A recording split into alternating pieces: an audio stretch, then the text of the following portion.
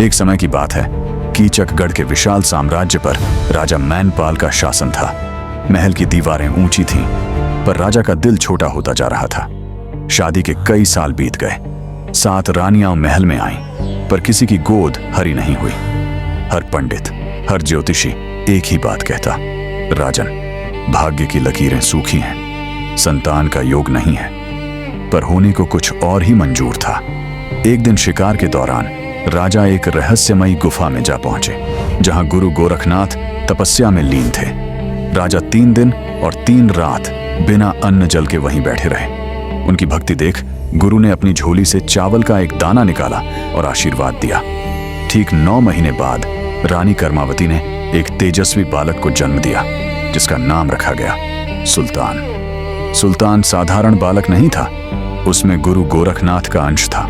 जब वह 12 वर्ष की आयु में गुरुकुल से लौटकर आया, तो उसके भीतर की चपलता और धनुर्विद्या की निपुणता पूरे राज्य में चर्चा का विषय बन गई। पर कहते हैं ना कि तेज तलवार को म्यान की जरूरत होती है, वरना वह किसी को भी घायल कर सकती है। सुल्तान की नटखट शरारतें अब सीमा लांघने लगी थीं। रास्ते से गुजरती पनिहारियों के मिट्टी के मटकों को वह अपने तीरों से खेल खेल में फोड़ देता। मटका फूटता, पानी बहता और पनिहारियां गुस्से में तिलमिलाती, तो सुल्तान को बड़ा आनंद आता।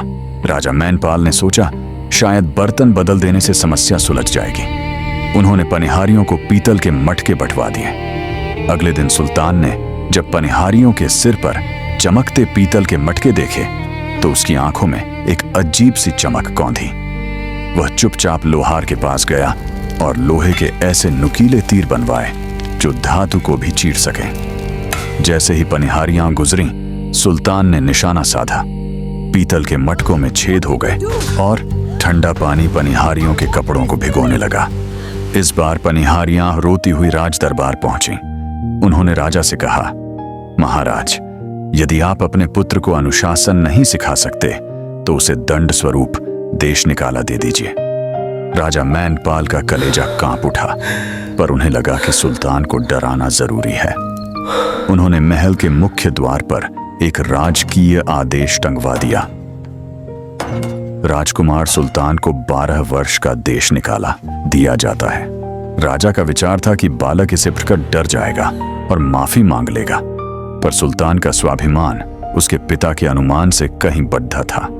शाम को जब वह खेल कर लौटा और द्वार पर अपनी सजा प्रही, तो उसने एक पल भी पीछे मुद्दा कर नहीं देखा। उसके पैर अपने आप जंगल की ओर मुद्द गए। रात के सन्नाटे में जहां परिंदा भी पर नहीं मारता था, वह 12 साल का बच्चा अकेले रो रहा था। तभी वहां से पड़ोसी राज्य के राजा महिपाल सिंह गुजरे। सुल्तान के राजसी वस्त्र और उसकी बहादुरी देख राजा महिपाल का दिल पसीज गया। उन्होंने सुल्तान को गले से लगाया और कहा, आज से तू मेरा धर्म का बेटा है। महिपाल के महल में सुल्तान बद्दा होने लगा। वह 18 वर्ष का एक अत्यंत प्रभावशाली युवक बन गया। राजा महिपाल उसे अपने सगे पुत्र फूल से भी ज्यादा चाहने लगे, पर यही प्रेम एक गहरे जहर का कारण बन गया। राजकुमार फूल के मन में सुल्तान के प्रति ईर्ष्या की आग धधकने लगी। एक दिन राजा की मनाही के बावजूद सुल्तान चौथी दिशा की ओर शिकार खेलने निकल गया। वहां उसने एक सुंदर बाग में राजकुमारी निहालदे को देखा। दोनों की आंखें मिली और मानो समय ठहर गया। निहालदे और सुल्तान एक दूसरे को दिल दे बैठे। पर नियति का खेल देखिए, निहालदे का रिश्ता पहले ही राजकुमार फूल से तय हो चुका था। जब यह बात महल में पहुंची, तो फूल का क्रोध ज्वालामुखी बन गया। उसने अपनी मां के साथ मिलकर एक खौफनाक साजिश रची। रानी ने सुल्तान के भोजन में कालकूट जहर मिला दिया। उस शाम जब भोजन परोसा गया, तो राजा महिपाल की बेटी राजबाला, जो इस साजिश को जान चुकी थी, उसने अपने पिता को सब बता दिया। राजा महिपाल ने चतुराई से सुल्तान की थाली अपने सामने कर ली। रानी घबरा गई। महाराज, आप अपनी थाली से खाइए। राजा ने कुछ नहीं कहा, बस उस थाली से एक निवाला उठाकर पास बैठे पालतू कुत्ते को खिला दिया। कुत्ता उसी क्षण तड़प कर मर गया। महल के भीतर का सन्नाटा चीखने लगा। राजा महिपाल ने भारी मन से सुल्तान की ओर देखा और कहा, बेटा, तुम्हारे देश निकाले के 11 साल पूरे हो चुके हैं। अब सिर्फ 1 साल बाकी है। इस महल की हवा अब तुम्हारे लिए जहरीली हो चुकी है। यहां से चले जाओ। सुल्तान ने खामोशी से अपने धर्म पिता के चरण छुए। जाते समय उसने आधे राज्य का प्रस्ताव भी ठुकरा दिया।